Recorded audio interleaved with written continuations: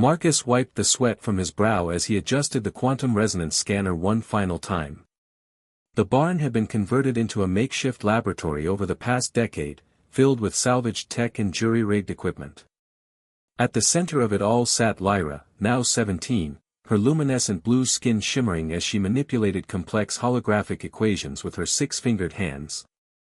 "The gravitational calculations are off by 0.03 degrees, she said, her voice carrying the musical undertones that had taken Marcus years to understand. "If we don't adjust the trajectory, the probe will miss the Kepler 442 system entirely." Marcus smiled. 10 years ago, he'd found her as a frightened 7-year-old in the wreckage of what NASA had dismissed as a meteorite impact. Her ship had been no bigger than a car, clearly designed for a single occupant. She'd spoken no human language then, only communicated through bioluminescent patterns across her skin and those haunting, melodic sounds. Now she was building interstellar communication devices in his barn.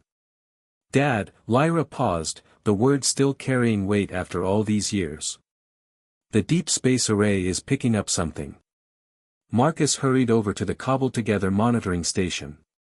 The screen displayed wavelengths that shouldn't exist according to human physics, patterns that Lyra had taught him to recognize over the years. But this was different. Stronger. More complex.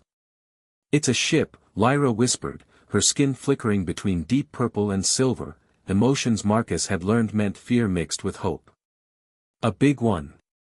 The transmission that came through 3 days later changed everything. The voice that emerged from their speakers was unmistakably similar to Lyra's, though deeper, more mature.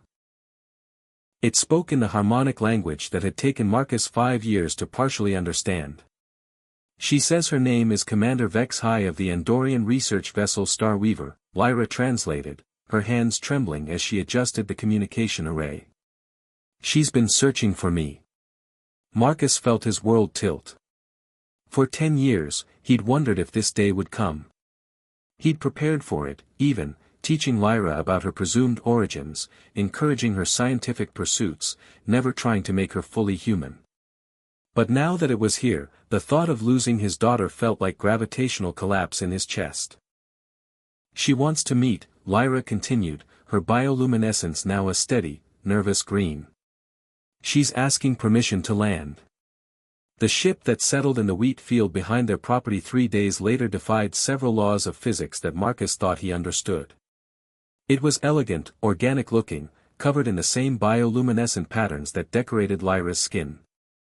Commander Vex-High emerged alone, and Marcus immediately saw the resemblance: the same six-fingered hands, the same ethereal blue skin, though Vex-High's was marked with silver patterns that suggested age and experience. "You are Marcus Thompson," she said in heavily accented but perfect English. "The one who found my daughter."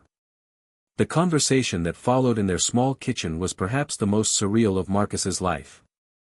Vex-High explained how Lyra had been separated during a research mission gone wrong, her escape pod damaged and thrown off course. She'd been searching for a decade, following quantum signatures across star systems.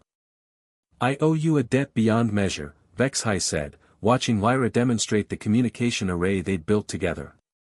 "You've given her knowledge, love, purpose.